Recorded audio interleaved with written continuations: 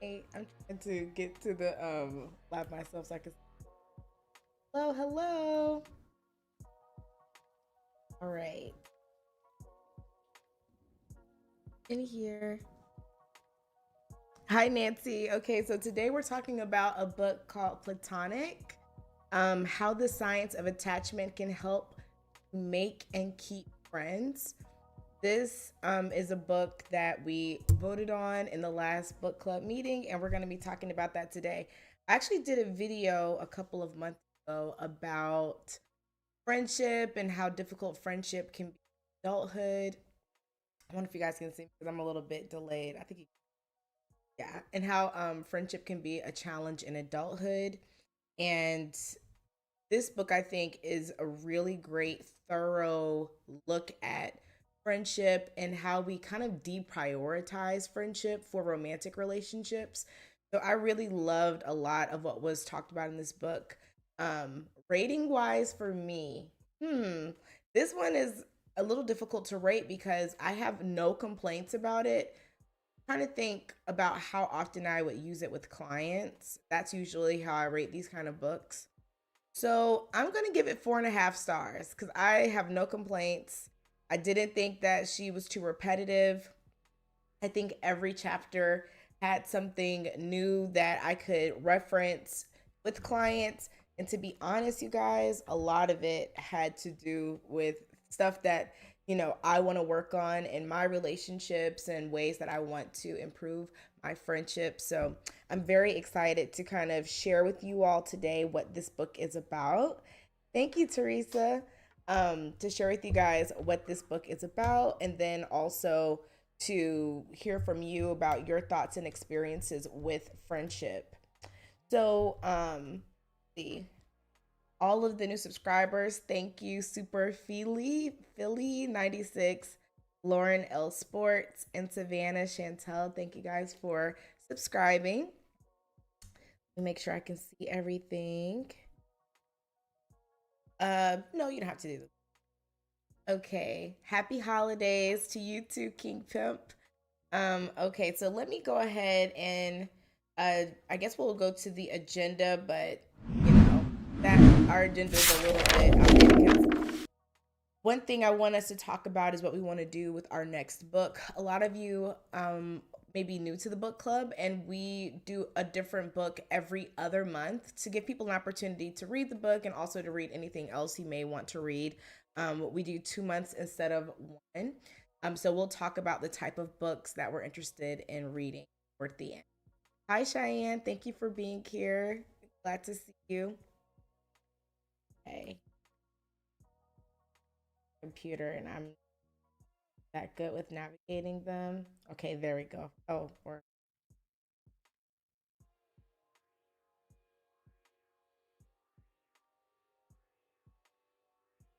I wanted to. There we go. Okay.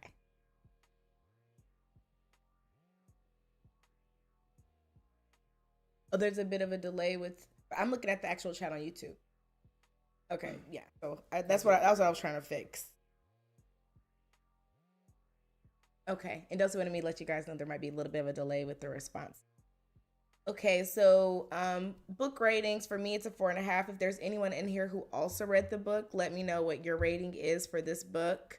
Yeah, you help so many, especially fellow clinicians. That makes me so happy. Um, I books like this help me as a clinician too. So I love, when there are books that are like a good mix between for the general public as well as for clinicians. I learned a lot in this book. There's some terms she shares, and I love, when I can get language to help articulate to you all what something looks like, a certain dynamic. There are some things she introduced me to, and I kind of want to jump into it because I'm always late. Okay, so BG, you gave it a 4. Anna, you gave it a 4. Or Anna, you gave it a 4. Is the book club something you sign up for? Alexis, no, you don't have to sign up for it. A lot of us are on Goodreads, where if you want to kind of engage in some discussions, like sometimes people are reading the book and they want to talk about it and not have to wait for another 6 weeks for us to get into the meeting. So they'll start a chat in Goodreads and people will respond there. I always respond there. But if you don't want to be on Goodreads or you don't care to, download another app, then you can just come to these meetings, and that is you being a part of this book club. So there's nothing to sign up for. Okay. I'm seeing all the comments. Okay. Yes, totally free to join. Hi, Hannah. Colleen, 5 out of 5. Okay, 4 for Hannah. I loved it because I learned a lot. I mean, I really feel like this is one of those books where there's actually a lot of meat to it. Sometimes, when you go to the self-help or psychology book route, like, it's a lot of fluff, a lot of repetition, but I learned something new, or I thought about something new, even if I didn't learn it for the first time, with every single chapter. And it's like I have some dates coming up with some friends, and I'm super excited to talk about this stuff. Like, I started making notes about questions I wanted to ask my friends, so I'm really excited about it.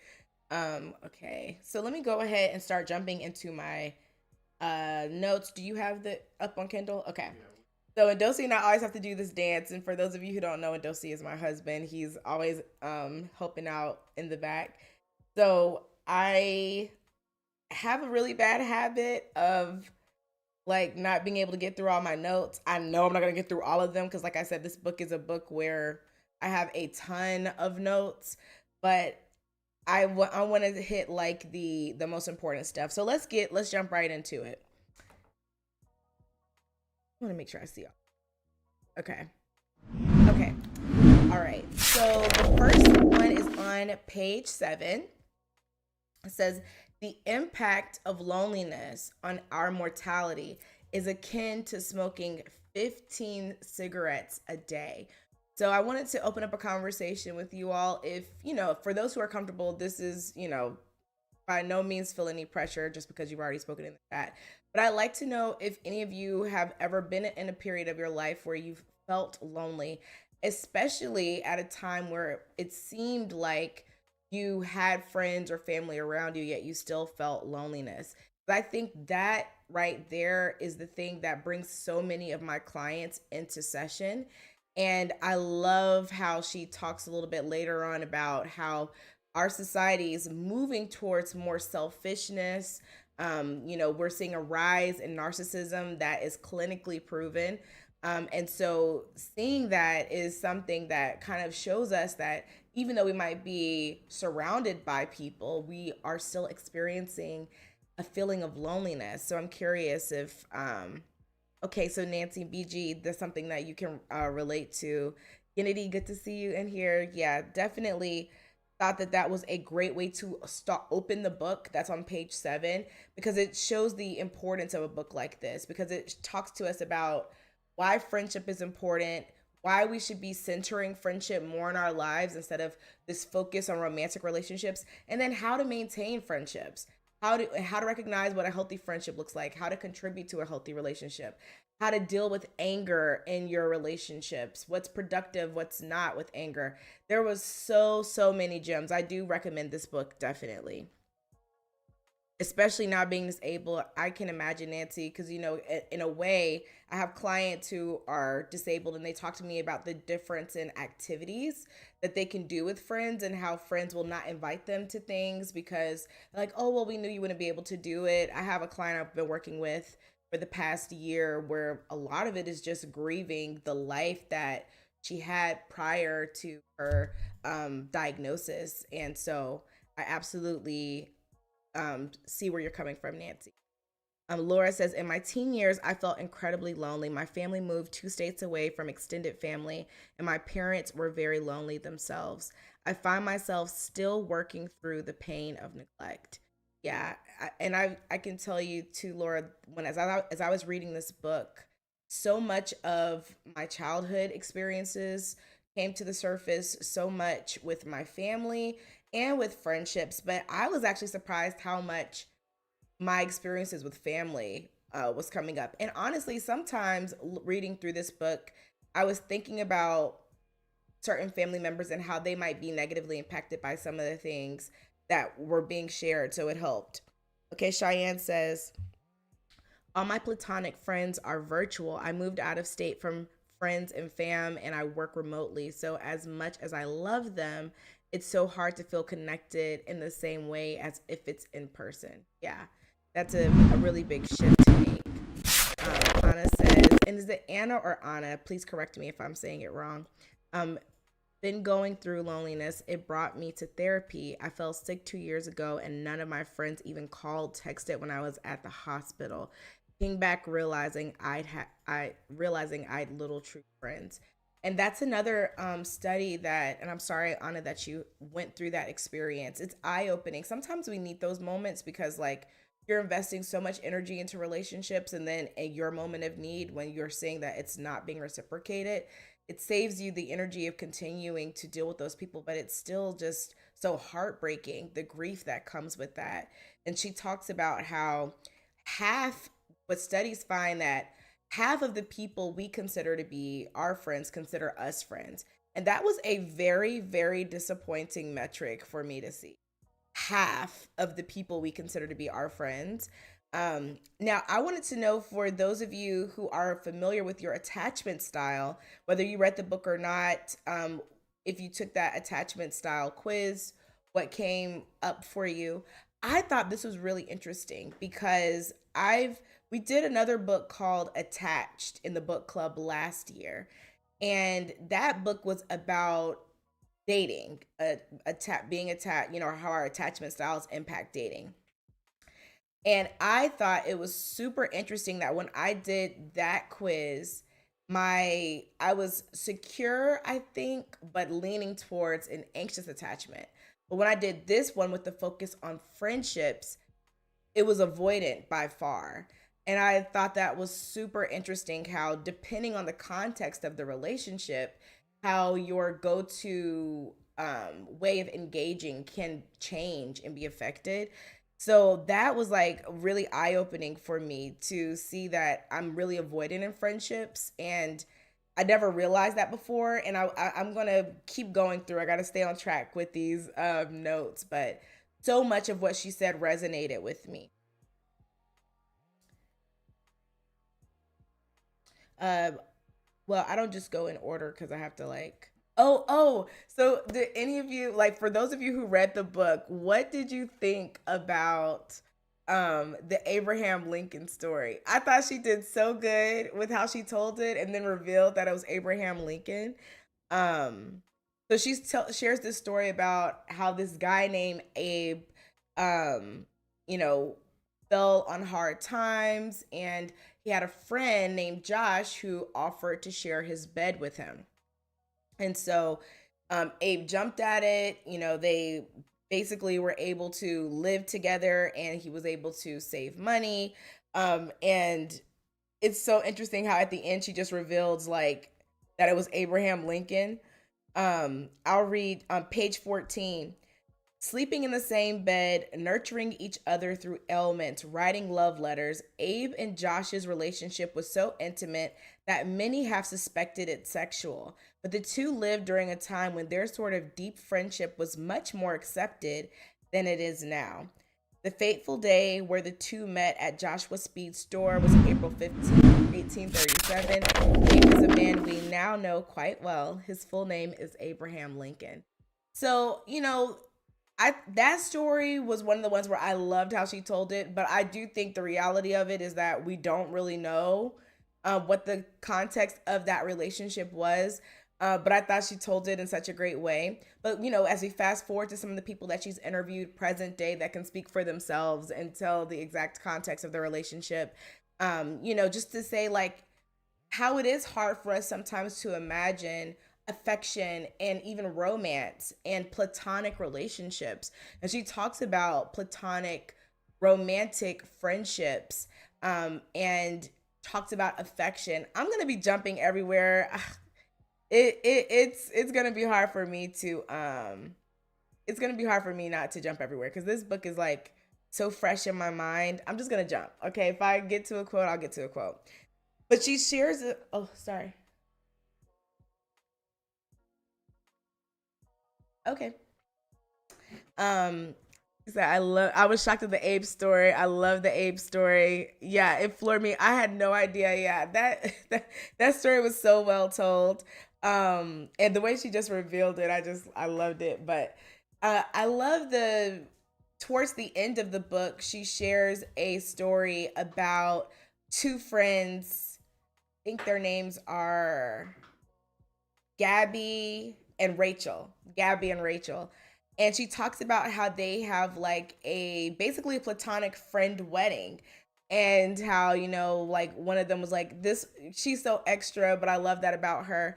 And what we really think if we heard of people doing that? I think for the most part, we would judge something like that. We would want to read into it like you guys are actually in love with each other, and we just really decentralize friendship. We look at it as just not as significant and as romantic love as the thing to aspire to. And so I was thinking about, some of my closer friends. Like, I know I have some friends who would love to do something like that, like have a ceremony to just honor our friendship. And I feel really lucky to have those sort of relationships. But I also, it takes me back to just reading this and realizing that I can be really avoidant in relationships. And so I loved the examples that she used in the story. I thought that they really illuminated her ideas so well. And I love how well researched this book was. She referenced so many different scholars. She referenced podcasts. She referenced books. She referenced lecturers. Like, it was such a well researched book that I really, really appreciated how in depth she went. It was not just a think piece, it was a well researched book. And so it helped not just build the credibility, but it made me feel more comfortable. And as she was sharing her opinion, because I said, okay, I value your opinion because I know you've done more research on this than I have. And so I really, really love that. I've heard of friendship anniversaries. Yes, my friends and we have anniversaries for some of my friends I made in my adult life. We're not always great about celebrating them, but we always make sure to like send each other a text and say today's our friendship anniversary. So I absolutely love that she shared some of that. I want to also talk about the theory she brings up on page 24, where she says self-expansion theory. This theory emphasizes that our identity needs to constantly expand for us to be fulfilled, and relationships are our primary means for expansion. That's because when we get close to someone, we include them in our sense of ourselves, a phenomenon aptly termed inclusion of others in the self. And so that was another example of her just sharing a theory where she put some words around it. This is something I'm always talking about in videos, about how when we lose a person, when we gain a person, we go through somewhat of an identity crisis. And so I love this self-expansion theory where really we need to constantly be expanding our identity. When we start feeling stagnant, when we start feeling lonely, a lot of that is due to us just not having enough people in our lives to help further our thought process or build our memories. And so I really, really loved learning that term and that phrase, and it's something that's definitely going to come up in a lot of my videos because I'm talking about it without ever using the actual term. And so now I have it. And so that's what I loved about this book. I learned a lot. A lot of times when I read books by other clinicians, it's like, I know it's helpful for the general public, but it's a lot of stuff that I've learned in grad school. And so I love that so many things in here I had not even heard of and will now be talking about all the time. Okay, so now let's talk about attachment theory with friendships, which is the basis of this book, starting in chapter 2. And the name of that chapter is How Our Past Relationships Affect Our Present. So the very first highlight I have from that chapter is about secure attachment. It says secure people assume that they are worthy of love and others can be trusted to give it to them.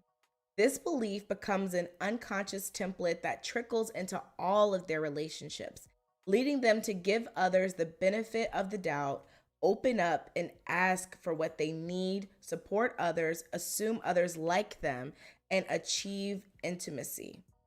So I'm going to read that list again, and I want you all to tell me, of those things she listed for people with the secure attachment, what do you struggle with the most, if you struggle with any of them? And I'll share what mine is as well.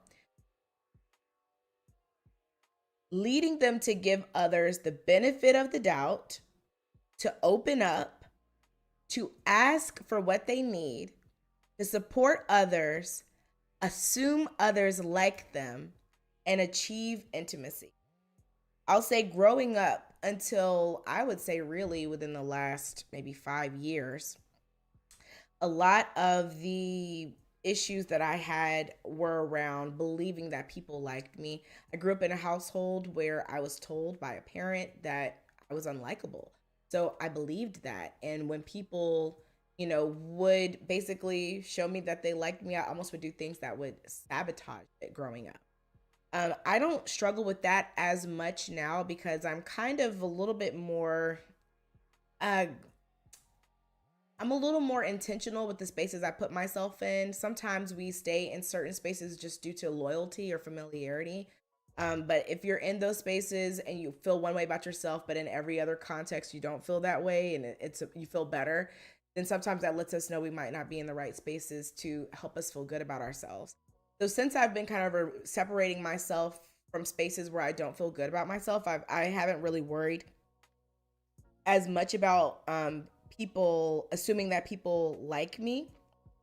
But I do realize that two areas I struggle with is opening up as well as asking for what I need.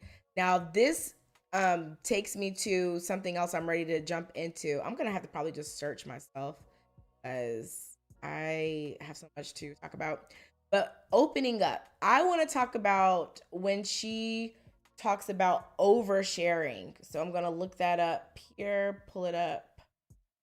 Oversharing. Yes. Okay. So this is on page 110. Oversharing is only pseudo vulnerability because vulnerability is authentic and oversharing isn't. Oversharing is a defense mechanism, a concept we will also explore in the next chapter on authenticity. For now, we can say that it is a strategy to reduce our awareness of and distance ourselves from, rather than acknowledging the feelings that we find threatening. This is the category that I fell into, right? So when I talk about opening up, if you just typed in oversharing, oh, I found it.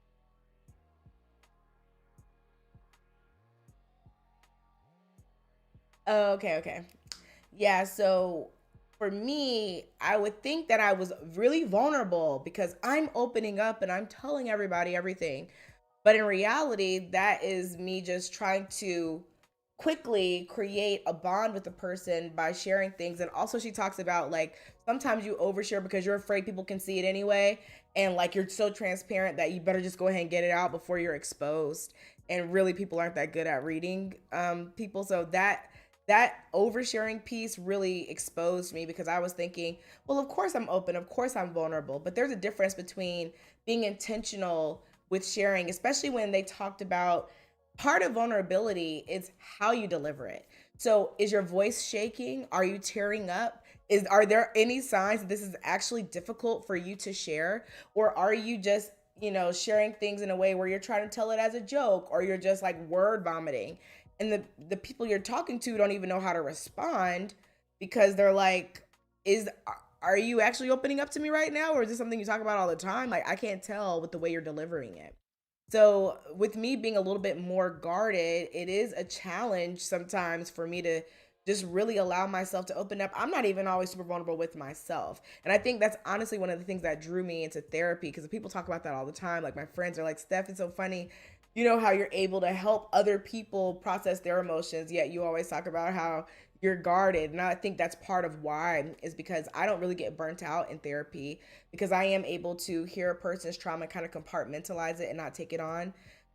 Partly because like I can understand it, but I can't necessarily feel it because I can be so distant from my own emotions. So that I thought was a really good call out. Again, I read a book like this to help my clients, and I end up like thinking more about how I can work on myself. Let me get checking with some of your comments. Okay. Okay, good. You guys are okay. So, um, Hannah's with me. I struggle with assuming that others like me. B says opening up. Laura says, I really struggle to open up. I feel that people liked me, but did not feel like I could be my true self. Yep. So you put on the mask of like whoever you think they want you to be almost. Colleen says, I struggled with all of the above. A clear avoidant raised by an antisocial and passive mother. Yep. Rose Deasy said, sorry, what does it mean to be avoidant in friendships, as in avoiding conflicts, confrontation? Oh, you know what? It probably would be good. Thank you for that, Rose Deasy, because I kind of did skip right through the rest of the. So I'm going to share with you like the difference between being securely attached, avoidantly attached, and anxiously attached. In terms of friendship, okay? So I already shared about secure attachment. This is on page 34. And now I'll share with you about anxious attachment. Anxious attachment. People who are anxiously attached assume others will abandon them. To keep themselves from being abandoned, they act clingy, are overly self-sacrificing to accommodate others, or plunge into intimacy too rapidly. So that kind of describes what I was just talking about with like the oversharing. When I was growing up, I really didn't believe that people liked me. I was very overly attached and I was clingy, especially when I got into my relationship with my husband when we first started dating. We've been together now for 15 years. When we first got together, oh my gosh, like the strain and stress on this man from how clingy I was and how I viewed almost everything that wasn't about me in our relationship as a threat, like he was going to lose me. So that's what anxious attachment looks like in friendship and in other relationships as well. And then avoidant attachment. Avoidantly attached people are similarly afraid others will abandon them. But instead of clinging to avoid this outcome, they keep others at a distance. Intimacy signals to them that they could be hurt. So they push others away, they eschew vulnerability, and leave relationships prematurely. So when people are in a position where they are trying to quickly cut people off, you know, everybody knows these people are like, oh, I just cut anybody off. Like, if you get on my nerves, whatever, you know, that is usually an avoidantly attached person because they are trying to. Did you scroll down to avoidant? Oh, my thing it has okay. So with people who have an avoidant attachment style, their best form of protection is distance. And so that's what we mean when we say avoidant, is that you are utilizing distance to be safe and not get hurt by people instead of clinging on to people so that they don't abandon you as you would with an attachment style. Thanks for asking that, Rose. Laura says, yes, it also can mean that when there is conflict, you are likely to try to distance yourself from it, maybe blame others, suppress feelings. Thank you, Laura, for answering that. Cheyenne, you said, wow. I'm curious why you said, wow. You got red for filth. Yeah, that's how I felt reading this book. I was like, it's like she's in my head. Hannah said, even when I open up, it's surface level. So real. Like, some people think that you're really getting deep and opening up with them. And I'm like, this is like scratching the surface of my lore. Like, you don't even know the stuff that I'm not talking about. So totally understand what you're talking about, Hannah. Anna says that part about oversharing was eye-opening. I moved to America and never heard the word overshare until I came. It confused me. Maybe my culture is more transparent, but so glad she defined it. And it's oversharing. If you come from a culture where talking about what's happening in your life is normal to you and you're doing it for the purpose of connecting with people and you're not doing it to like earn trust really quickly, this is just what comes natural to you, I wouldn't consider that oversharing. Oversharing is basically when you're putting yourself in a position where you're almost word vomiting things about your life to try to quickly build connection with someone or to hide what really feels vulnerable. Like, I'm going to share all of these things with you, but I'm not going to share this other stuff behind the curtain because you wouldn't like me if you knew about that. So it's not always oversharing just because you're talking a lot. And also, it depends on your audience. If you have like family members, friends who are reciprocal and sharing what's happening with them, you guys enjoy learning about each other, that's not oversharing. It's when that trust has not been built yet and you're, telling all of your personal history really in order to feel loved or to feel connected, prematurely. Um, let's see. Laura says, OMG, yes, it can be so confusing when people have overshare with me because I also feel pressure to share to that level. I know.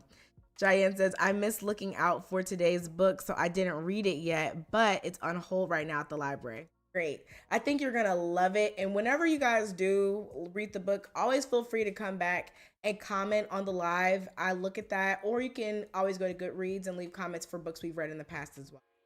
So, if you didn't catch it this time or you didn't finish, that's okay. I'm going to tell you guys the truth. I was like really reading this down to the wire and I didn't finish the conclusion just yet. So, like, I'm mostly done, but I didn't read the conclusion. Okay, so let's see. Let's move on. Thank you guys for everything you're sharing. I'm loving this conversation. So many of us have similar experiences. And I think that's what a great book like this does, is that it opens the doors to like really seeing, maybe you think everything's fine, but then now you have more insight into ways that you can kind of improve in your relationships. This really made me think like I have more things that I should probably talk. Like I have some friends that I absolutely trust, but so hard for me sometimes to just open up. And so this kind of was like a call to action. Like if you want that reciprocal, we share, I have that constant support, because I do tend to rely on my husband for a lot of my emotional support.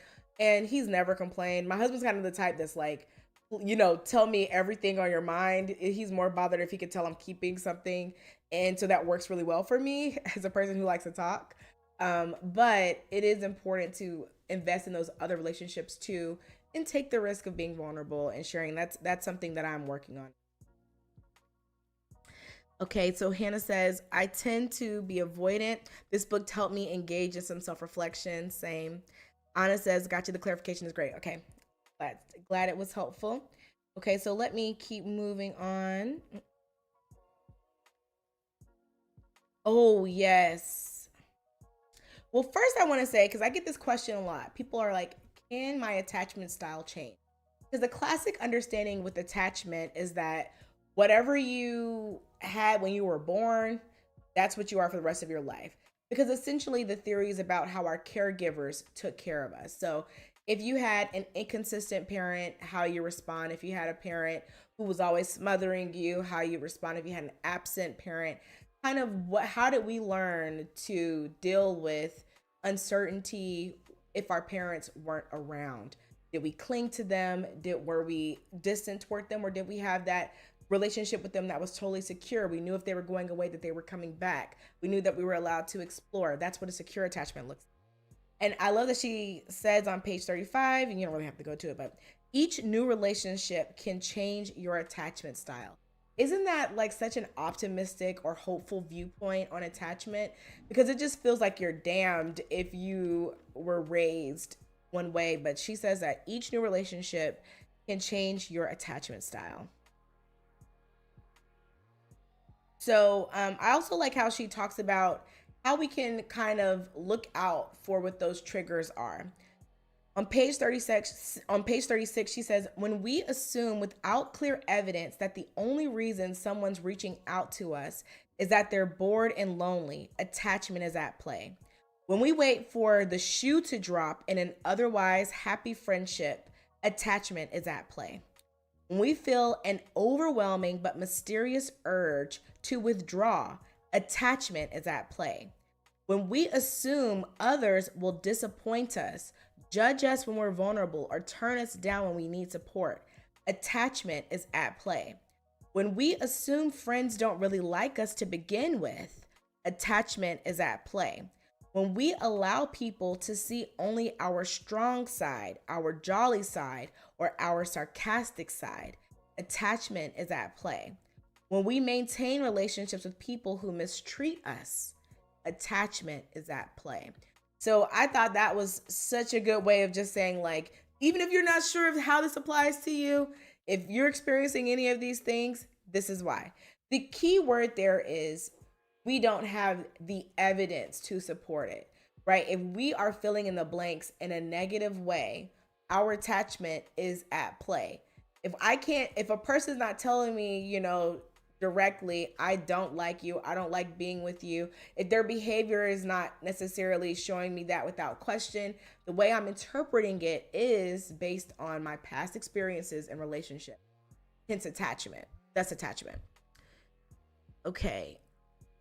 Um, Rosie said, very well explained. Thank you. That is definitely me. I use the scissors often. Yeah. When we're cutting people off like that, that's that avoidance. Now, I will say I've never been that type of avoidant person that is like, I'm just going to cut everybody off. But I think it's because I did also have that anxious background. I think that I have been definitely evolving toward a more secure attachment. But there are still those moments where those old triggers pop up, and it's so interesting because as a therapist, like, I see it happening, like, I know it's happening, I know what I'm doing, I know what I'm reacting to, and sometimes you just can't stop the train, and I'll have to come back, whether it's my husband or someone else, and say, hey, this is what was happening in that moment, this is how I heard what was happening, this is why I responded that way. Mackenzie said, I just joined and I'm already being read. This book right here, if you haven't read it, and you guys know I tell you the truth, okay? There's so many times we do these book clubs and I'm like, it was 2 stars for me. And sometimes I even say, you guys might like it, but for me it was 2 stars. This book, so valuable. If you've ever asked yourself, why aren't my relationships, my friendships, why aren't they where I want them to be? This book probably has something for. And most of us have felt that way at one time or another. Yeah, so attachment is what we project onto ambiguity in relationships, and our relationships are rife with ambiguity. If you text a friend and they don't respond to you for 3 hours, I had a client, we were just having this conversation. They took a risk. They invited some new people out. They're in a new city. They took a risk. They invited some new people out to dinner. And the next day they sent a text like, thank you for, hanging out. And by the time they talked to me, they're like, I sent this message 45 minutes ago and nobody's responded. And they probably didn't have time. And just kind of spiraling, and just when we fill in the blanks that way, 45 minutes means that they don't like me. That's attachment. That's a trigger. Okay, let's see here. Chronic oversharer here and struggle to maintain friendships. Can't wait to read this book. Anna says, Anya, I find my fearful avoidant style to be a conundrum. I want intimacy and I also fear it. Hard to find that instinct. Working on it in therapy. Curious about your thoughts. This is the problem, honestly, Anna, with any insecure attachment, whether you're anxious, avoidant, disorganized. Of course, we crave intimacy. We need it as humans. It's the strategy we go about getting it that it might be unhealthy. So we cut people off because we fear that they're going to get too close and that we're going to be hurt. That doesn't mean that we don't want that intimacy. That doesn't mean that we don't want to trust people. That just means that we're having a hard time because history has shown us that we shouldn't. So that is absolutely super relatable, Anna. That is what I see from most people that I talk to that have an avoidant attachment style. Okay, Laura says, Steph, I don't want to mess with the agenda, but does the book talk about picking the wrong friends, seeking out and pursuing friends we are not actually compatible with? So I wouldn't say, well, let me see. She focuses more on like how to identify good candidates for friendship and less about like the wrong type of friends. But let me see if I can find that section. And thank you. Honestly, like I needed a question to keep me going. So don't feel bad for throwing off the agenda. I get so excited about these books that I'll look up in the time. Like right now, it's 7:42. What the heck? Okay. Let me just go to, you know what I should do? Let me just look at the name of the. Okay. Taking initiative. Okay, so yeah, in part two, which is called looking for practices to make and keep friends. This is probably most in alignment with what you're talking about. Hmm. I'm trying to decide where I want to go with it, but let's go here. Um,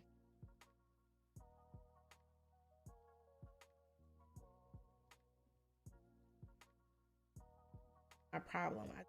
And I always think I'm not highlighting too much, but I am. You know what? Hold on. Before we go there, I do want to talk a little bit about this section on anger in chapter 6. Um. Oh, actually, this is after that. Chapter 3.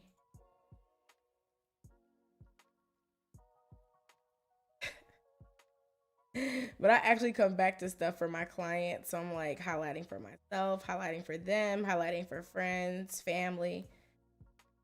Okay. Okay. So let's go to this section. Yeah. So we're going to chapter 3 called Taking Initiative. And we're going to the section called Adult Friendships Don't Happen Organically. I loved this. Adult friendships don't happen organically. How many times have you been interested in hanging out with somebody, but then you're like, if it's meant to be, it will be. We don't want to put ourselves out there. We just want this organic, meet cute. And I love how she says, when you're in elementary school, that happens. I remember when I was in third grade, I just walk up to somebody on the first day of school and say, "You want to be best friends this year?" And that's how I made my friends. Like those are the friends I had through middle school, and then we ended up going to different high schools. But that's what I used to do. I did it every year. First grade, second grade, third grade. I go up to somebody. If I wasn't with one of my same friends from before, and I would say, "Hey, you want to be my best friend this year?" It doesn't happen like that. And even that's some intention. But back then, it's so easy. So I'm going to read to you guys some of this stuff that I think is super helpful. This is something I learned in graduate school that I thought was really helpful. So she talks about the internal locus of control. This is really just telling us how much autonomy or how much control do we feel that we have over our life. So it's research jargon for taking responsibility for achieving your goals. People with an external locus of control, by contrast, believe that their life is determined by forces outside of their control and thus have trouble taking initiative toward reaching their goals. Okay, so this can apply to anything. This can apply to you want to get a job. This can apply to you want to fix something with a family member. This can apply to wanting to lose weight. If you feel like, everything happens to you, that is an example of external locus of control. Internal means you recognize the influence you have over your own life. So, one thing that she talked about that we've already kind of touched on a little bit is one practice when you're trying to intentionally build relationships. When you're going out and you're about to meet someone, go in with the assumption that people like you. And this is something that it seems like from the chat, a lot of us struggle with, is just that belief that people like us. And that limits you because you don't really want to engage in a conversation with someone because you just assume they're going to probably be annoyed or that you won't be able to hold up your end of the conversation. When we go into a conversation and we believe, hey, there is a good chance this person will like me because people do, that's a really good practice.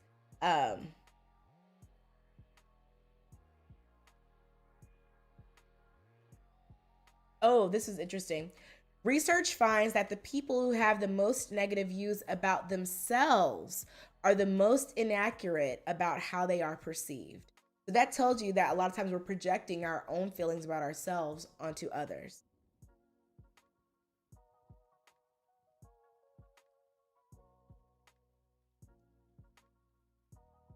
Okay. So when you are having one of those moments where you believe that a person doesn't like you, she says, when you think an interaction isn't going well, ask yourself if it is your thoughts that have given you that sense or if it is the other person's behavior. What behaviors has the person demonstrated that have indicated they disapprove of you? If you cannot pinpoint any particular behaviors, then your anxious thoughts may be overly cynical and guessing what the other person is thinking. Right? So if we are not able to, like, okay, this person put their hand in my face, or like they walked away when I was in the middle of talking to them, we can't really pinpoint specific behaviors. It's probably our anxiety talking. Um, so she talks about, being very intentional. If you like somebody, you go out and meet them. I also love what she talked about proximity. She said that when you are meeting new people, that one of the things that is actually a really high indicator for whether or not a relationship will continue to grow is how close you live to that person or how often you see them. So she gives an example of, I think it was firefighters maybe, or police officers, where they were asked who they're closest to in the academy, and they all, or most of them, 90% of the people listed a person who had a close last name to them, and that's because that's who they sat by during training.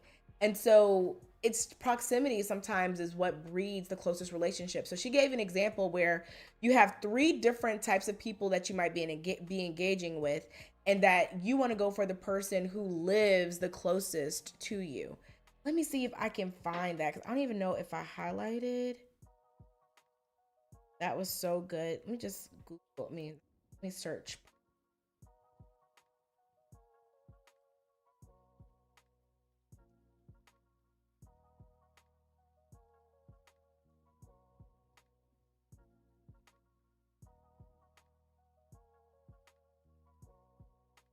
Okay. Oh, so this is the same chapter. Yeah, chapter 3, taking initiative.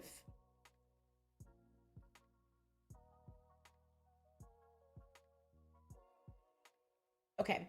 So I think it's Propinquity. Yeah. Propinquity is proof that friendship isn't magical. It's overwhelmingly determined by the spaces we find or place ourselves in. If we're lucky, our job, school, or hobbies will already provide us with ample propinquity with others we might get along with. If we're not, then we'll have to create our own. That means that if we stay at home all day and watch television, then we may only ever achieve propinquity with late night talk shows. It doesn't matter how many soulmate friends may be out there for us if we never achieve any sort of propinquity with any of them. They won't slink their way into our lives like fruit flies do the fruits unless we and she says that one reason that it works is because it reduces the cost involved to see someone. When potential friends live far away, you have to go out of your way to get in your car or ride the bus to get to them. But when they're already in your vicinity, seeing each other is easy.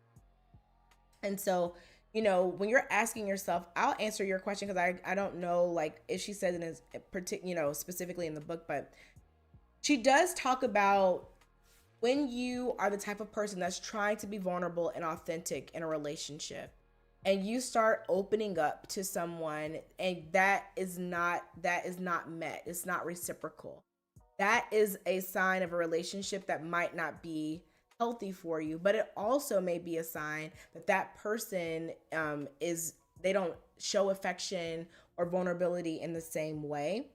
Let me see if I can find that, because that was one of the that she said.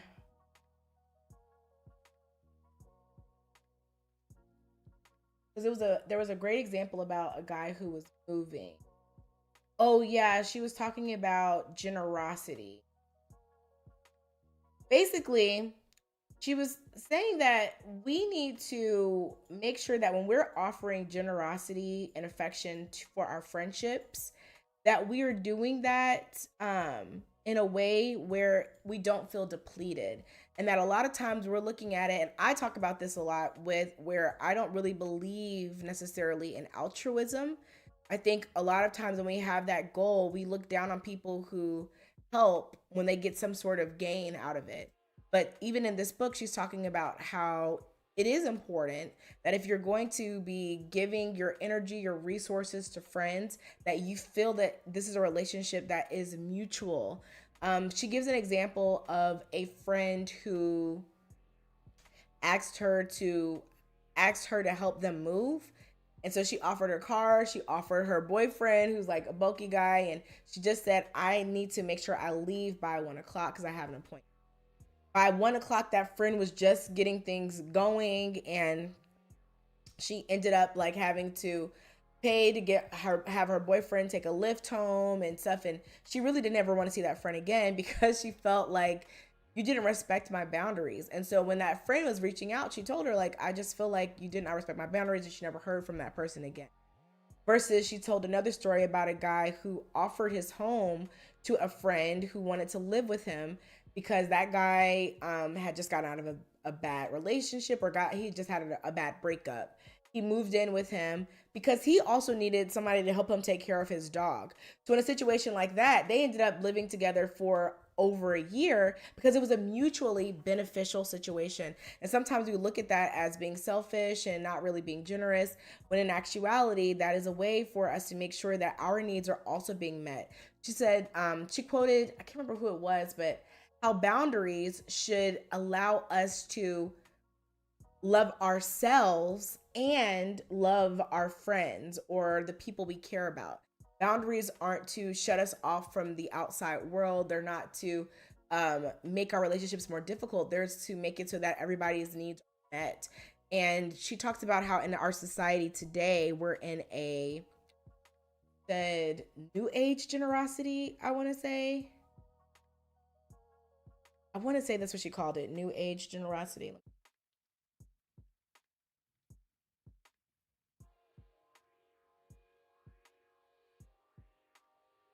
Yeah, okay, yeah, new age generosity. But we basically are in a world today. She talks about in the 80s how with the self-esteem movement, we started moving toward putting ourselves above everything, and how that has become a major obstacle with building friendships. We no longer ask ourselves, how can we actually support a friend? We're checking in with ourselves to see, what do I feel like doing today? And I want to kind of share, I loved these examples that she put in here. Let me scroll to the bottom. Hmm. Okay, yes. She talks about the difference between individualistic boundaries and communal boundaries. How communal relationships are the relationships that can make us feel the most satisfied and fulfilled, to know that we've got people who will show up for us and we will show up for them, and we're not all looking out for ourselves. So I want to read this. It's on page 227, individualistic boundaries versus communal boundaries. So individualistic boundaries say, I prioritize my needs. Communal boundaries say I consider both our needs and prioritize whoever's needs are more important. Individualistic boundaries say, I don't offer anything if I'm exhausted. Communal boundaries say, I evaluate what I can still offer despite being exhausted. Individualistic boundaries say, my boundaries are the same no matter the person asking or the urgency of their needs. Whereas communal boundaries say, my boundaries shift depending on my relationship with the asker and the urgency of their need. Um, Individualistic boundaries say boundaries are used to protect me, whereas communal boundaries say boundaries are used to protect the friendship. And so I thought that really was a good way to kind of think about how sometimes we really focus on ourselves as individuals instead of mutuality, and our relationships are suffering. I can't tell you how many of my clients have come to me because they are in a place where they don't have any friends to turn to. All of their friends tell them, I have my own things going on, I'm too exhausted. You're, basically telling them they're a Debbie Downer. And we've kind of lost sight of what it means to be there for our friends. Like, you know, being a good friend sometimes involves a level of self sacrifice. And we've gotten so big on the self care, self esteem movement that, like, our society is becoming a lot more narcissistic because we're putting our own needs above everything else. And so I thought that was a good reminder too, because I have had so many moments where I had the opportunity to do something nice for someone, and I didn't because I just didn't feel like it, or like I had something else I'd rather do. Which sometimes, you know, that's okay if you've already got plans, whatever. You don't have to just say yes to everything. That's also not healthy. But sometimes it's good to invest in your relationship. And I love she even gave great examples about generous things that you can do for your friends. And I love books where they give tangible, practical examples. So I just look for the word babe bake. This whole time you haven't known how to search. Yeah, that's why I always think you have it too.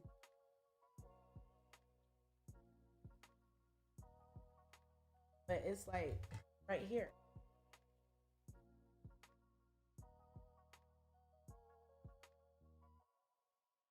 Well, something like,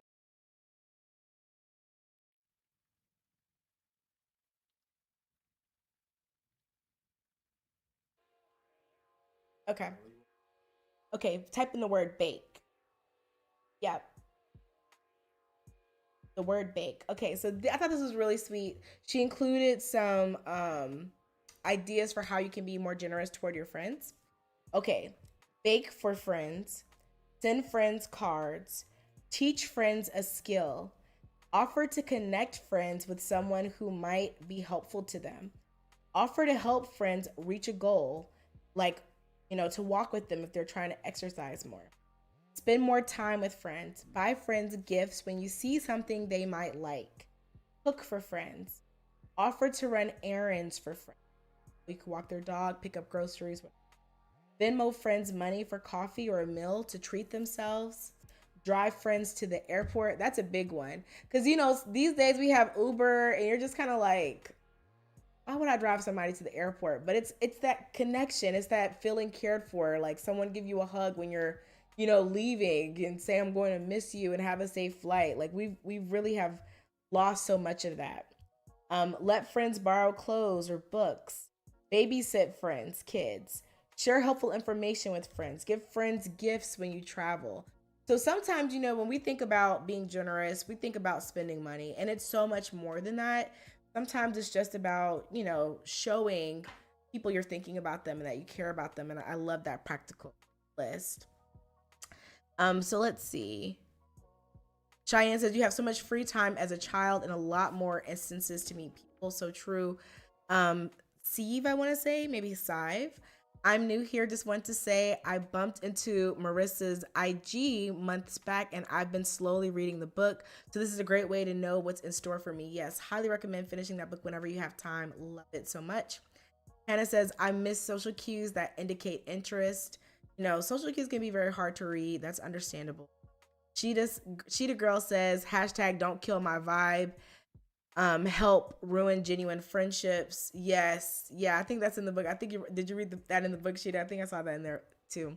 Hannah says I like the idea of generosity to show love, but not to make someone love you. Yes, that was so important when she talks about like toxic generosity, and I completely resonated with this because she talked about how like sometimes we essentially try to earn a person's love by being generous, you know, like especially, ooh, there was a phrase. What was it? She introduced another phrase that I thought was super helpful. Oh yes, I think it was called repetition.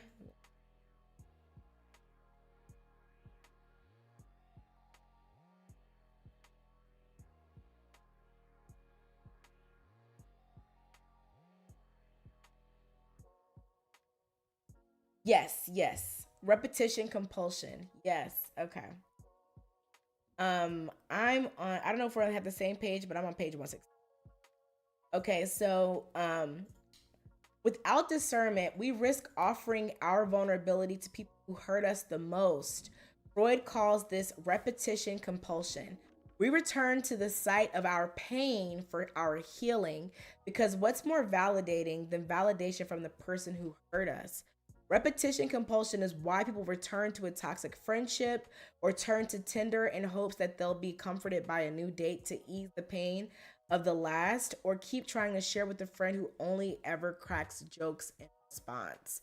So, yeah, that repetition compulsion kind of reminded me of the toxic generosity she talks about later on, which is like you keep going back to this place where you don't feel wanted. She brings up the fawn response to we a lot of us know about fight or flight. Then they introduce freeze, and then they introduce fawn.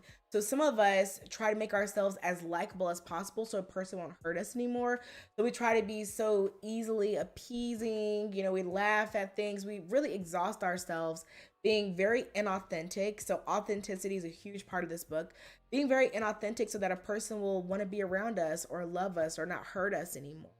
And so I loved how she talked about how we often put ourselves in positions where we're very generous, specifically to people who have hurt us, because we want them to love us and be nice to us.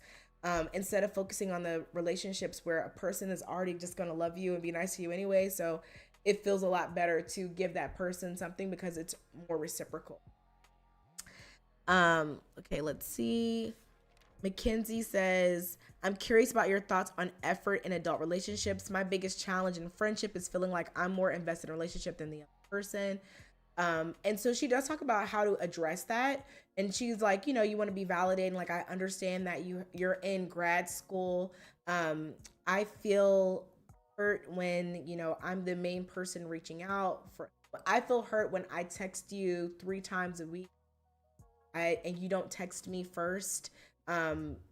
And what I would love is if we could balance that out or to understand from your perspective why that's happening.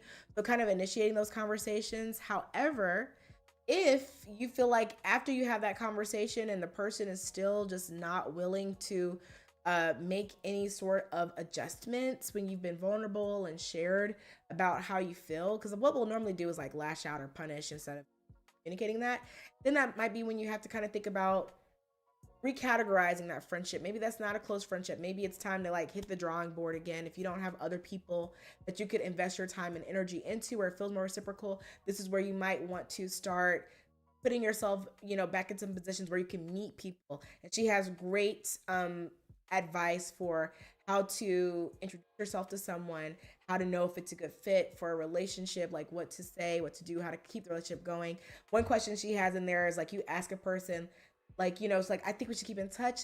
What's your favorite way to be contacted? She talks about somebody shared an example and the person was like, oh, well, here's my LinkedIn. And so that person was kind of like, oh, okay, so they must not really want to talk to me because they gave me their LinkedIn. But they went for it anyway, reached out, and they were like, would you like to go out, for drinks or whatever the question was? And that person said yes. And then they ended up having a great flourishing friendship.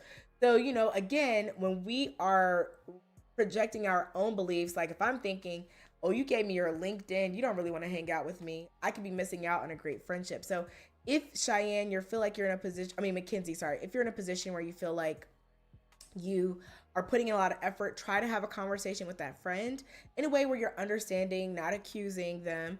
And if it feels like there's no efforts being made to change that, then you might have to reevaluate that friendship. Okay, Anna says, Anya, you might cover this, but what do you think of the group therapy section?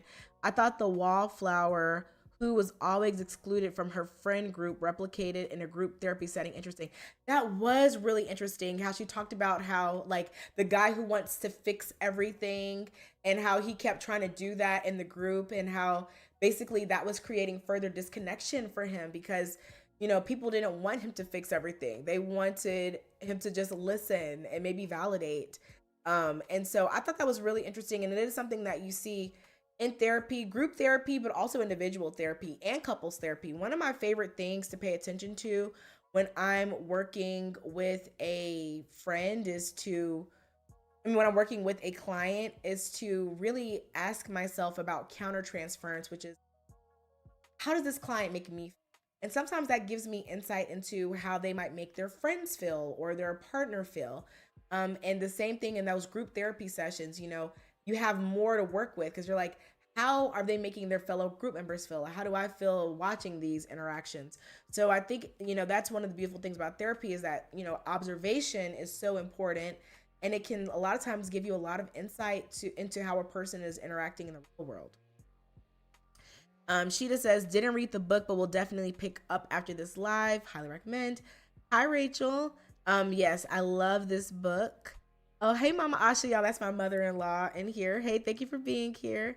And what do you mean, Unity, when you say I gave up tea? Did you finish that? I gave up tea.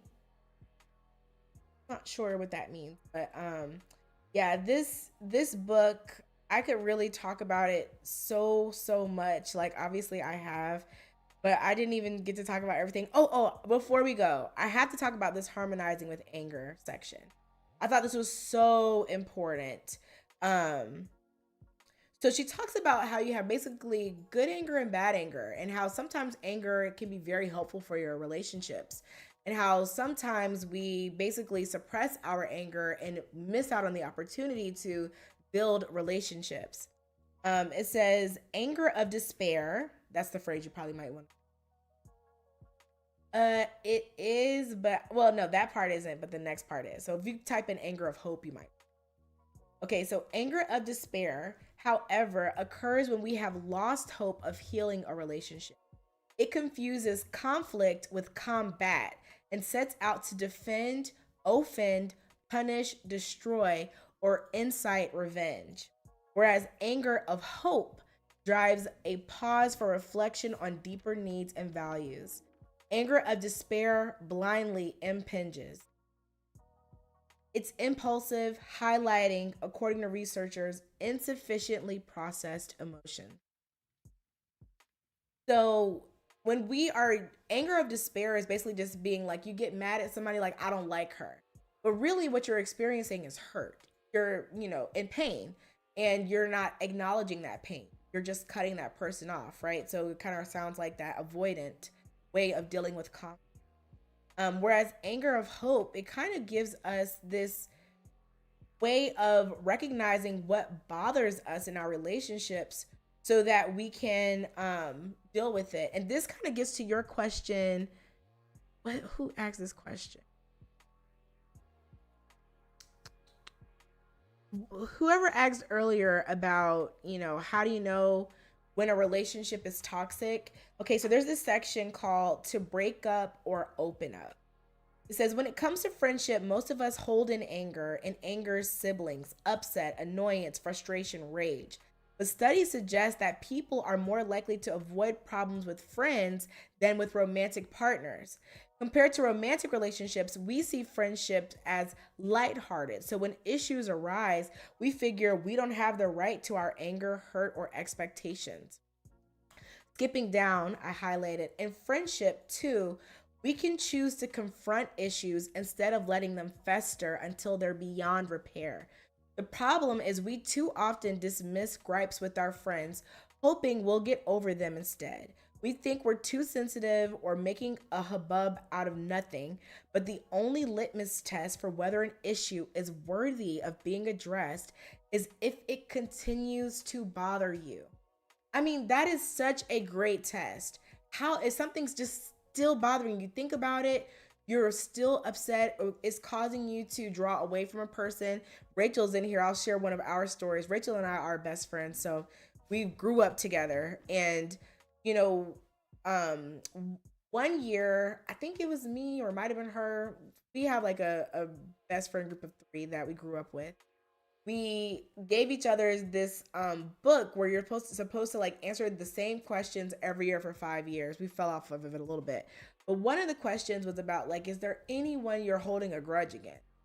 And it was so good we had that question in there because Rachel was actually able to share something she was holding me for. And I never, ever, ever would have known if we didn't have that conversation. And I was so happy to know because it's one of those things where you're a person I love. I never want to hurt you. Like that hurts me to my core to know that you, a person I care about, you're someone that's holding pain that I caused. So sometimes, our friends need the gift of knowing how they've hurt us or the things that are making us angry. And we think we're shielding them from pain by keeping from them, when in actuality, it might be something that really helps our relationship. We had another situation that happened a couple of years ago, or maybe it was a year ago, where I shared something with her that was hurting me. And, I was super nervous. I didn't say anything for months because I just did not want it to be an issue. But once again, those moments only have brought us closer.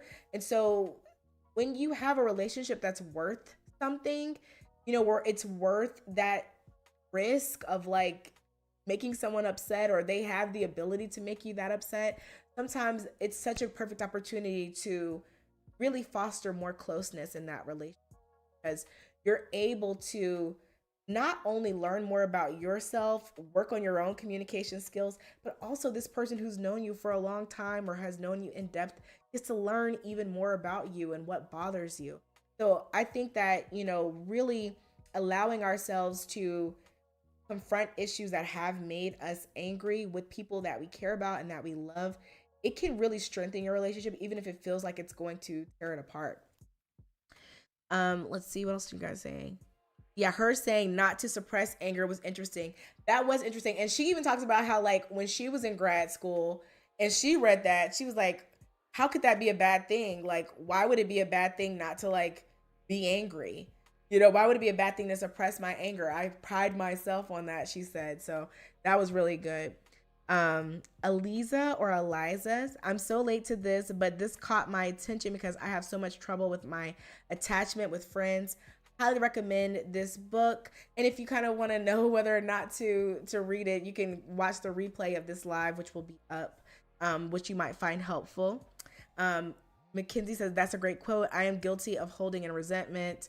Man, aren't we all? We all have something.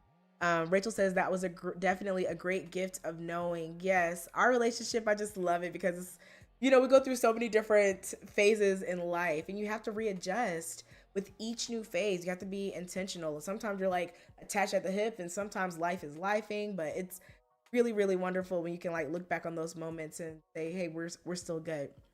Unity says, I gave up on trying to build a friendship with a former coworker because I find myself being the one to constantly reach out to her. And that's a great sign. That's a great sign. If you are looking at that and you feel like this is not a reciprocal situation, this is not evidence of mutuality, that's an okay thing for you to recognize.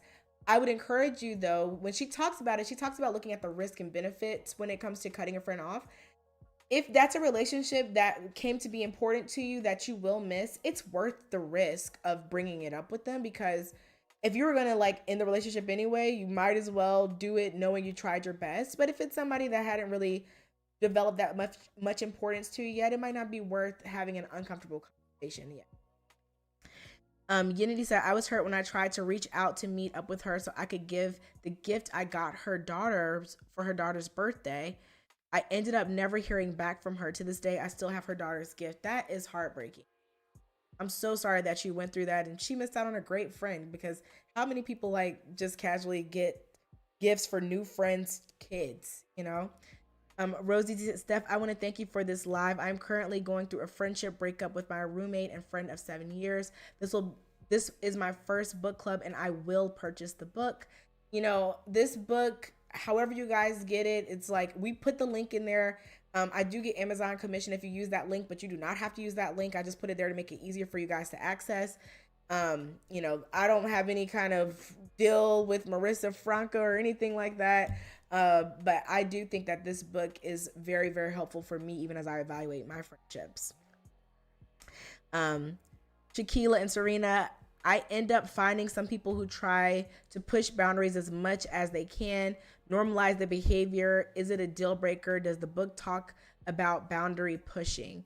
Well, she does talk a lot about like the right types of boundaries. So individualistic versus communal boundaries, which I just read. I think she does talk a good bit about like how to evaluate if a relationship is worth it. Essentially, you want to make sure that, there's something that you'd be missing out on if you were to end this relationship. If you reflect on a relationship, you do an inventory, and you're like, honestly, if I never talk to this person again, I wouldn't be missing anything. That kind of tells you right there about, the level of importance this relationship have, or the level of, stress you should put on it. So she does talk about that. Cheyenne says, in high school, I talked to my best friend about something I didn't like that she did. She later told me that any of her other friends would have just ghosted her instead of being honest. Right. So she probably appreciated the fact that you actually talked to her about it. That honesty, even when you're angry, means a lot. It does. And I love how she talks about, too, cooling down. You don't want to talk to somebody when you're angry, but if that thing is still coming back up for you, as I was reading this, honestly, I was getting distracted just thinking about situations I probably need to bring up with people, like that, because I'm the type of person that just like, I'm not very confrontational. I can be very direct, but I'm not very confrontational. So most of the time I'll just be like, I don't feel like dealing with that. I might be like, okay, I just don't really, like I said, I'm avoiding. I'll be like, I just don't really want to be around that person too much.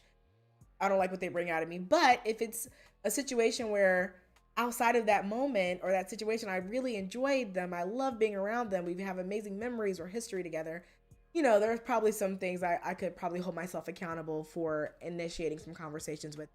This book really held up a great mirror. Joy says, how do you hold on to anger in these conversations if you have a tendency to people please, fawn, and conflict?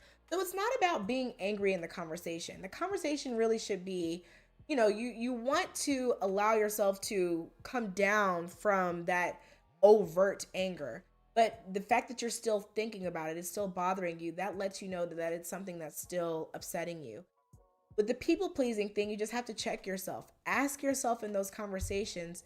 First, she says, and I encourage this too with my clients, ask yourself, what am I hoping to achieve with this conversation? Right? Like what is my intention? Do I want an apology? Do I want a change in behavior? Do I want to better understand why they did what they did? Know that first. And, be clear. Sometimes I tell my clients who are really strong people pleasers, make sure you go into that conversation writing down what you want to say, writing down your questions, writing down your hopes for the conversation. So that way, you don't get pulled into doing things that you're really not comfortable with. Sometimes, when we have these conversations, people will try to gaslight us and say, oh, that wasn't a problem. It's easy to do because we're trying to soothe the person's ego. Like, oh, this person's in distress. Let me just say that it isn't an issue, when it really was. And you guys could have had a deeper conversation. So allowing yourself to say, I still don't feel at ease about this. Like, I think this is a problem. If it's not for you, it is for me. Holding yourself accountable, and even starting out the conversation by saying, I have a tendency to people please, and I'm trying to keep myself from doing that. So I'll even ask you, if you see me kind of doing that in this conversation, please help me to avoid that, because I want to make sure that I'm as honest as possible. If it's somebody that knows you pretty well, they might be able to help in the conversation with them.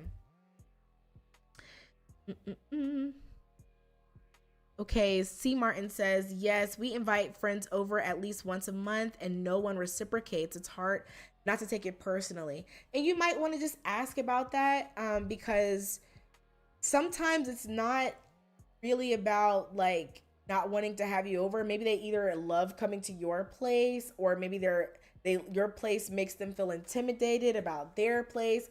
Again, when we fill in the blanks, a lot of times we're projecting things. We're that ambiguity, we're using it, and our of attachment style or our insecurities are filling in the blanks. So you might just want to ask them, like, say straight up, guys, I would love to come to one of your houses if you're willing to host. I'm getting a little burnt out on hosting, but I still want to spend time with you all. Is anybody willing to have us over? Or when you're ready to have us over, let us know. I'm getting a little out on, and maybe that will open up the door. Oh, Eliza or Eliza, thank you so much for being in the book club. These kind of conversations, sometimes you guys, like, I have like an existential crisis about this book club, like every couple of months, like, who cares? Nobody cares about these books. It's just me. I'm just reading, and I already read a bunch of books. I'm like, why am I doing this? But these kind of conversations remind me of why I'm doing it. So I really appreciate you all so much. Shakila and Serena says, thanks for answering my question. I'm obsessed with the way you speak. I aspire to be as articulate and professional. Thank you so much. I appreciate that. I sometimes I watch these videos back and I'm like, oh my gosh, I can't believe I said that. I said this, because I even have a tendency to overshare in these book clubs, I would say.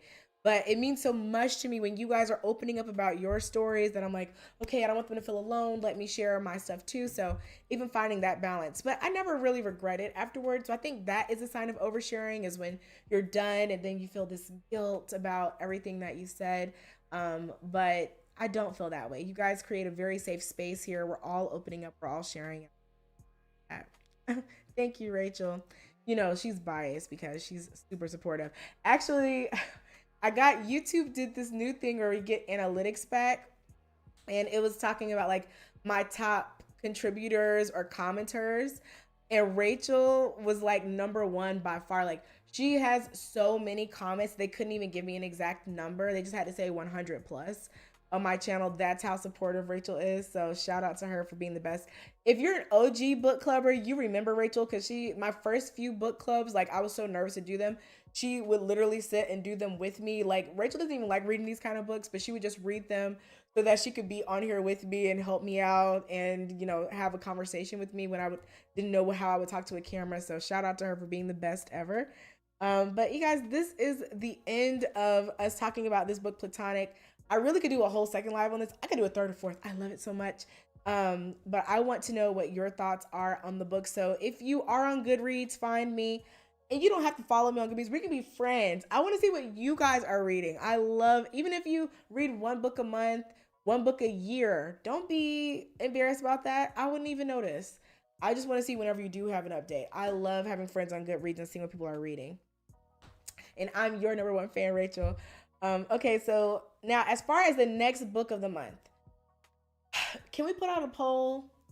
Let's do our normal poll where do we want to do a memoir? So, a book where a person is writing about their life or their experience. Do we want to do fiction or do we want to do like self-help, like this book, psychology self-help? And then I'll narrow it down from there. And Dosi said, I read The Martian. For y'all who don't know, Indovert, that's my husband. He also has a YouTube channel. Check him out if you like gaming, visual effects.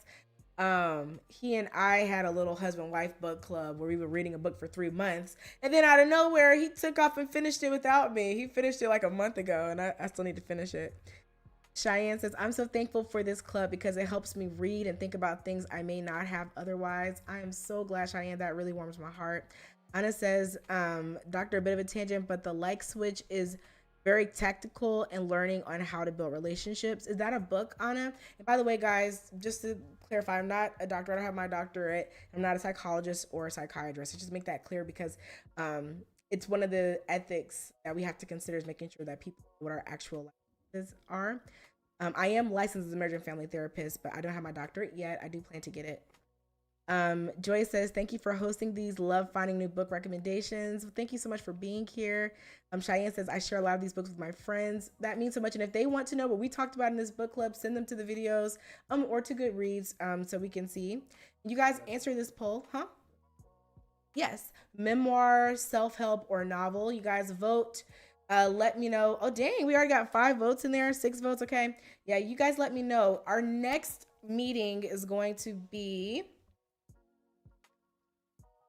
And we do this every other month, so our next meeting will be in February.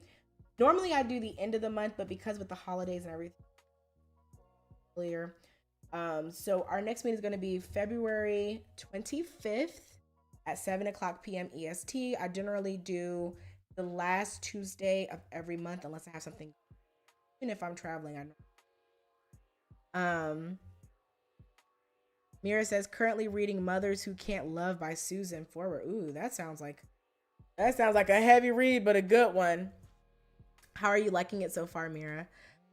Joy says, love me a self-help book. Shaquille and Serena, I finished the book Attached Right in the peak of a breakup. It blew my mind on attachment styles. Yes, we read that one last year in the book club. And that was one of the ones where I was actually out of town. We were in New York. I was filming... What were we there for that time? The Wired? We were in New York and we did the Attached book club in the hotel. I want to say that was Wired. I'm pretty sure that was Wired. Yeah, so if any of you have seen that video on when I'm on Wired and I'm answering people's tweets, we were there filming that, and we couldn't say we were filming, but I also did the book club live while we were in New York. Um, you guys have so many great comments. Okay, let's get a few. It's still people coming in, so I'm fairly new to this book club, but I have loved all the book selections so far. Colleen, I love seeing you. I think you've been in here for like the last 3, and I think I even saw you in Goodreads, right? I love seeing your comments, so I'm so glad to have you in here.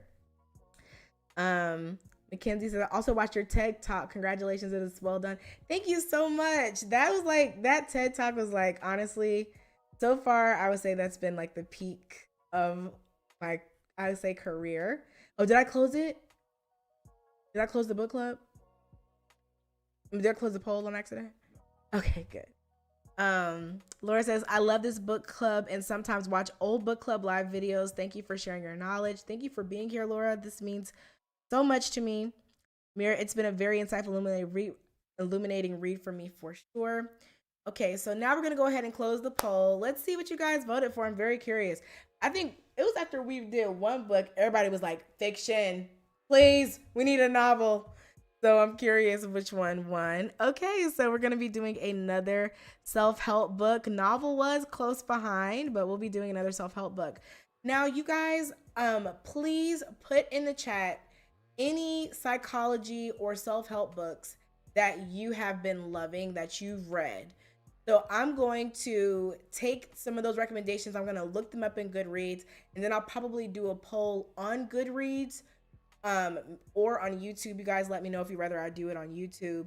You know, everybody's not like my YouTube platform is such a small part is the book club. So sometimes like I don't like putting the poll on YouTube because the votes will be skewed because people just like voting on polls even if they're not going to really read the book. Whereas Goodreads, I think more people are reading the book that are in the Goodreads community. I remember that, hello, we needed a break from self-help. Yes, we were like, everybody was like, please, fiction. But you know what's so funny is the book we picked was A Little Life.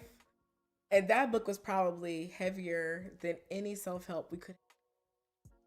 And it was like over 900 pages. I gave it 5 stars, but that was a doozy. Okay, so yeah, you guys let me know. And if you're watching this in the live play later, please let me know any recommendations that you have that you would like us to read in the book club. Because even if we don't do it for the next one, I do keep a running tab of recommendations from you all, and I will do a poll. Yeah, that was a doozy, Cheyenne. That was crazy. Tiny Beautiful Things, but it doesn't fit into a specific category, but it's so moving. Tiny Beautiful Things, I've heard of that. Now, I thought that was more like memoir. Beautiful. Of course, our internet wants to be super slow. Oh, I thought you said you have to stream. Like, oh no. Okay.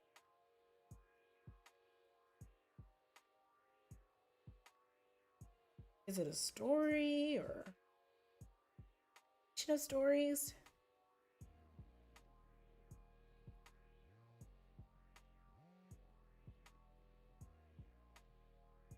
Oh, they have a show starring Catherine Hahn. I love Catherine Hahn. Who watched Agatha All Along? I'm obsessed with that show. Obsessed. And Dosey and I play The Witch's Road. We play that song about 2-3 times a day still. He listens to it at the gym. That's how much we love that song. Cheyenne, that was rough. Yeah, Molly says, hi, Steph. Thank you for all your hard work. Love your videos. Thank you, Molly, for being here and for watching the videos. Poll on YouTube, Mira. Okay. I think it's classified as self-help. It's not a memoir for sure. Harry Potter. Now, I'm not going to lie. Model behavior. I am constantly reading Harry Potter. I'm talking about like every day of my life. I'm reading Harry Potter. Right now, I am reading Goblet of Fire. It's like the book I always read at night in bed every night, no matter what else I'm reading. So I would love Harry Potter, but unfortunately, it doesn't fall into the self help category. But maybe one day. Um, I know you watched it in Dosey. Cheyenne, you watched it? So good. Not Nice by Dr. Aziz Gapura, Gazipura, is one of my faves. Okay, so thank you guys for those suggestions. Like, keep them rolling in if you're still in the chat, or you could just add them as a comment. But I will probably do a poll. But this is one we voted on in the last book club. So I will probably figure out a way to do a poll. If you are in the Goodreads community, I'll definitely do a poll there, and I'll send all of you an email so you can know. But okay, we went a little bit over today, but this conversation was so rich. I love catching up with you guys this way, and I look forward to the next one. So our next meeting is February 25th, right? At 7 p.m. And I will be announcing the book on Goodreads, and I'll also announce it on YouTube. I'm just not sure if I'll do the poll on YouTube. Okay, guys, have a great night. I love you so much and really appreciate your and share. Grace.